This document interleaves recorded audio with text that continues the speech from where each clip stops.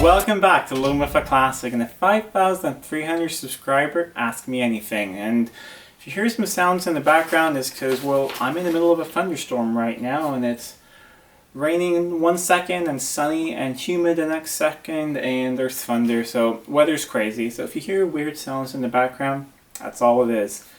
So I asked you guys some questions, or to give me some questions, both on Instagram and here on YouTube, for the Ask Me Anything. So channel reached 5,300 subscribers a little while back, probably more at like 5,500 at the moment, and 5,300 is a significant figure because we started this channel with a V12, the Jag V12, and that's a 5.3 liter V12, so that's why I thought it'd be fun. And yeah, you can hear the thunder and lightning outside. It's very odd. It's an odd summer. So I'll try and go through all of this as quickly as I can and not ramble on for too long, but this video might be a little bit long, but I'll do my best. I printed out about 10 of these questions, so I took out any of the technical ones. I just got the questions that were about the channel, about the cars on the channel, future of the channel, about me, those sort of things. And this will be a little bit different because I usually never read from a script. I always memorize everything, or everything's from the top of my head. Sort of improvised, so I will try my best to keep eye contact with the camera, even though I have to read off some of the questions. First one is, why did I start the channel? And I mean, I could do a whole video just talking about this. There's so many reasons. I thought of doing this for years, and it took me years to get the courage to upload something. And really, one of the reasons were two main reasons. One of them is I thought it'd be really fun just to sort of spread some knowledge that I gather about these old cars, get in contact with other people with these old cars, and see if other people are as into them as I am, and also to make some time. When you have family, when you're a parent, it's sometimes hard to get time for your hobbies. So when I have a schedule where I have to upload videos twice a week, it forces me to go out to the workshop and actually get work done on the cars. It's really easy just to sit in front of the sofa, have a look at your phone, or watch Netflix. But if you're out in the workshop a few times a week, just an hour or two at a time, it's not a lot of free time that will take away from the rest of your life, but you do get a lot done. So that was my plan, to force myself to be able to go out and make time, and I'm very happy that I'm doing it. So let's start with the other questions, the rest of them I mean. So who contaminated you with Jaguaritis? And that's also connected to the next question, is when and where did you love for old Jag start? It's my parents who got me into them. I didn't grow up with Jags or classic cars in the family. It wasn't until I was a teenager, when I was 15 back in 2005, my parents got this car behind me here. It's 1991 XJS. They've been looking for a nice one for a long time, and back then it was hard to find a nice XJS because either you found a really nice original one like this one, or they were all completely terrible because no one was restoring or fixing up XJSs at that time at all. It's really different than now. So anyways, I got this one in 2005, and I loved it the second I saw it. I always thought it was very cool with its V12 engine, rumble, and that's really what got me into old Jags. What was your first car? And if it wasn't a Jag, when did I get into Jags? My first car was not a Jag, actually. It was a 1985 Alfa Romeo Spider. I'll try and get a picture of it right here to show you guys. It was a red with black leather, or I think fake leather interior. And it wasn't pretty, it ran, but it needed some work. It had a leaky top, so I only got it for about 2,500 euros, but my maximum budget was 3,000 euros because all the money I saved up from some part-time jobs. So I used the rest of my budget to fix a broken radiator. The mounts had snapped off. And I bought a hardtop for it because the convertible top was completely leaky. I couldn't afford a convertible top for it. So I ran that thing with a pretty cool Targa hardtop, which is very neat on that car. Had that thing until about 2011, so about, how long is that? About a year and a half or so. And then, or 2 years almost. And then I traded it for my first Jag, a 1979 XJ6 repainted in Westminster blue, which I took with me when I moved back to Sweden. So It's actually, it's here in the south of Sweden. Someone owns it, I think. I've seen some posts of it on the Facebook group for the Swedish Jag Club. I've been trying to get in touch with the owner because I'd love to see that car again. So it's the owner of a 1979 XJ6 that has a Series 3 black that Daimler double six interior in it, lots of extra wood, and has a sunroof. So if you own that car, please get in contact with me. I'd love to see it again. Where did you learn so much about fixing and servicing old Jags? Well, general mechanical skills is from my dad. I grew up always helping out fixing things. My dad is fantastic with his hands. He's a real true handyman. He's made his living working on classic boats, classic wooden boats, lots of them, and so he's fantastic with his hands. So always just grew up helping out, and we had father-son projects fixing things. So that's where I got like my mechanical skills. Specific Jaguar skills are basically being a pretty broke college student who really shouldn't have a car, but chose to have a 30 or 40-year-old Jag that didn't always like to run, and just having to fix and restore everything myself on a budget. I could never take it anywhere to get things done. I could never afford that. So when I wanted to fix things, I just did it myself, and I kept buying tools, for every job. So that's why, I have a lot of tools now, just because I've been buying them for 10-15 years now. And I think another thing is I have a willingness to basically try anything. I have like a mentality that anything is possible. So if someone could tell me that, oh, you're legally allowed to build your own rocket to go to the moon, I probably, if I had the money, I'd give that a shot, just because it'd be fun. I think people can do a lot more than they think, and just go out and try, because what's the worst that can happen? And then throughout the time I just kept getting, in my opinion at least, better and better at this, and then I ended up doing things for friends, fixing things on their cars, tuning their cars, just basically the skills I tried and tested on my own cars, and then used those on other people's cars. And now here we have with this channel, and I'm trying to spread at least some of the knowledge I've tried to gather over the years. Next question, how have you managed to avoid rust? Because the person wrote that where they live in the UK, it's really hard to get old Jags because they all rotted out. And there are two things. The XJS behind me here, I have never had rust. It's basically a brand new car. So California cars never had rust, been wax treated, never really goes out in the rain or anything. So that thing's never going to rust. The XJ12 I got, it had no floors and no sills on the left side when I got it. I wasn't really aware that it was as bad as it was when I got it. I just sort of fell in love with it, and I paid someone to put new floors and new sills in it. And then I just rust-proofed it a lot, filled all the cavities I could with wax, and just good primers, and just try and rust-proof as much as I can. Keep it as clean as I can, so just clean it underneath as well, and try and keep it dry and inside as much as I can. I think that's one trick to avoiding rust, because that thing has been completely, rust-treated and everything about 7 or 8 years ago, and none of that rust or anything has come back, and it has not gotten any worse in condition during that time, even though I have driven it quite a bit.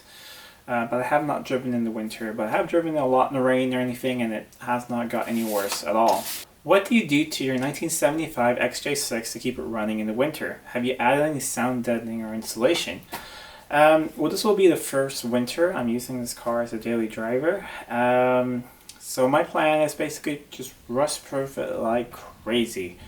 Cavity wax everywhere. I'm probably going to take probably the front wings to the front fenders, take those off to clean out everything and rust-proof everything. So that's a good thing. If you guys want to see a video of that, let me know in the comments down below, and I will film complete rust-proofing and cavity waxing everything of that car. Other than that, I am going to polish up the paint and wax it. I've been meaning to do that, but I just other things have gotten in the way, so lots of wax and lots of protecting. Keep it inside as much as I can, so either in the unheated garage, because I don't think it's good to keep a car that you use a lot in a heated garage, because I think it's hot, cold, hot, cold, hot, cold. It's a lot better to keep it at constant temperature, but to let it get dry. So I also have plans to try and build a carport here, so I can have it, you know, covered, but not have to drive it all the way around my property and put it into a garage with lots of other cars in the middle of the winter. So that's my plan, at least.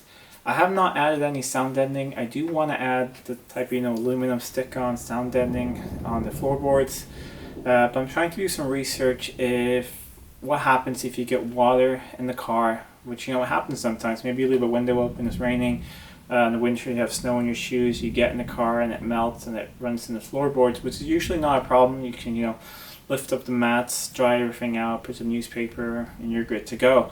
But I just want to make sure that water can't go underneath that sound deadening. So if you guys know anything about that type of sound deadening, let me know in the comments down below. I'm still trying to figure out which one I'm going to use. Next question. So it's clear that you have a passion for classic cars, particular Jags. Is it something you like to do full time or all the time?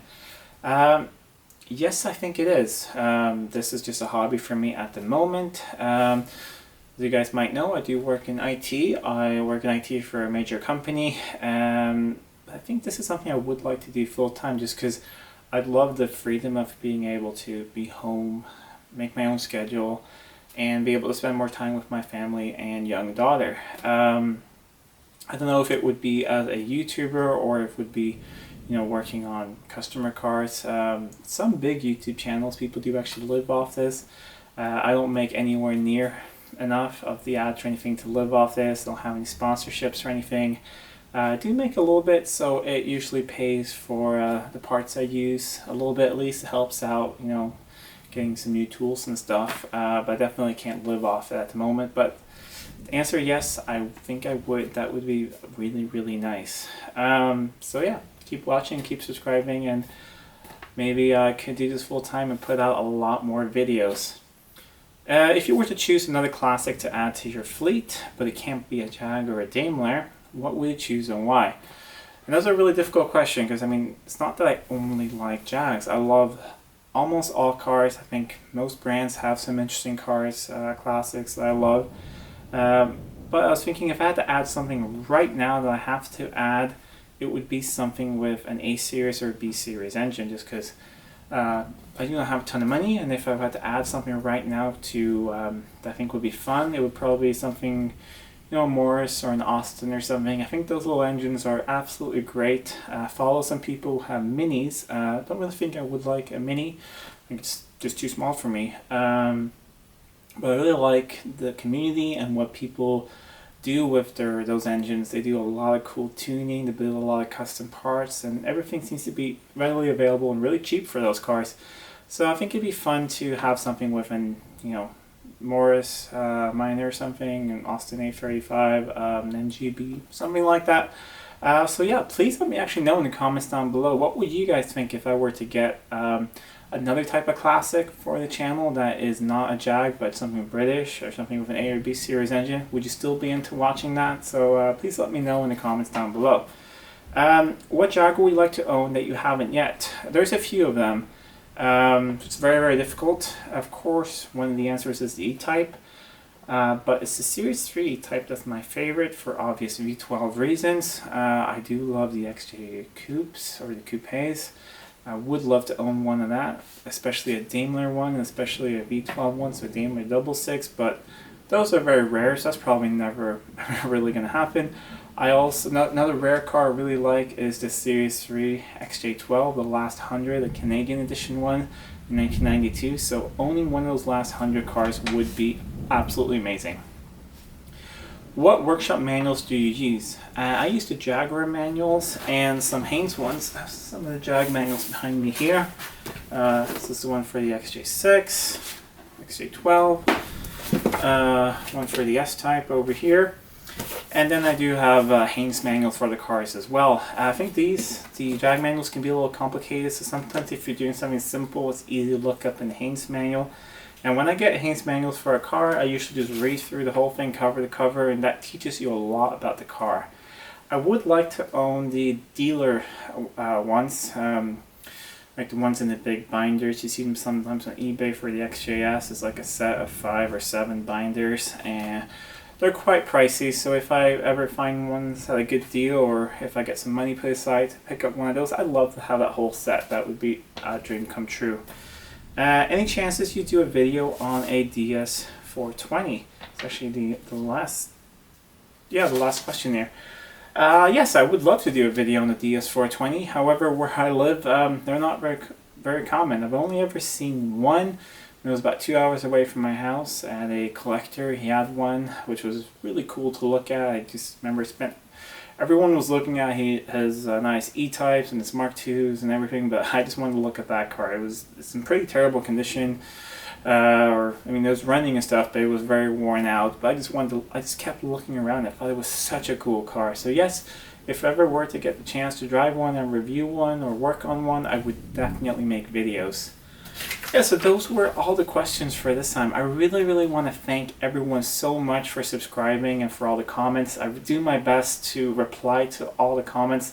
Sometimes a little bit overwhelming, but I really do my best to reply to comments everywhere, because you get them on Facebook, Instagram, here. It's in a lot of places, but I do my best to get back to all of you, and I appreciate it so much. And also, I want to do a big thank you to the people over on Patreon who generously support the channel every single month. It really means so much, and it really helps to keep things going. It's get more tools that I need, get more things, camera gear, things break, memory card, just all of those things. It really helps a lot. So thank you so much. And if you stuck around all the way until the end now, a little bit of news. Something I've been working on in the background is not really ready to launch yet. I've been working on a website to be able to sell some shirts and some hoodies and some other little goodies from the channel that you guys have been asking for. I work alone. I film everything myself, do all the work myself, and edit everything. So it takes some time, but I managed to get this website, and I'm right now testing it. I've sent it out to a few friends who are trying to buy things on there and seeing if everything sort of works. And there's some bugs I'm trying to sort out, but once everything is fixed, I'll let you guys know in a video and a post. And if you guys want to, you can go on there and get yourself a t-shirt or a hoodie or something. And I'm trying to keep all the prices just as low as I possibly can. It costs a bit to keep the website running and to get the t-shirts and stuff, but I'm trying to keep everything as low as I possibly can. And any profit or anything that's made off of this will of course go back into the channel, into getting tools and getting more parts to be able to make more videos for you guys. So I will try and launch that as soon as possible, and I hope you guys really like that idea. Anyways, if you liked this video, please give it a thumbs up, share it with your friends. If you're not already subscribed, please subscribe to the channel. It really helps out a lot. And until next time, I'm Adam, and this was Living with a Classic. I'll see you soon.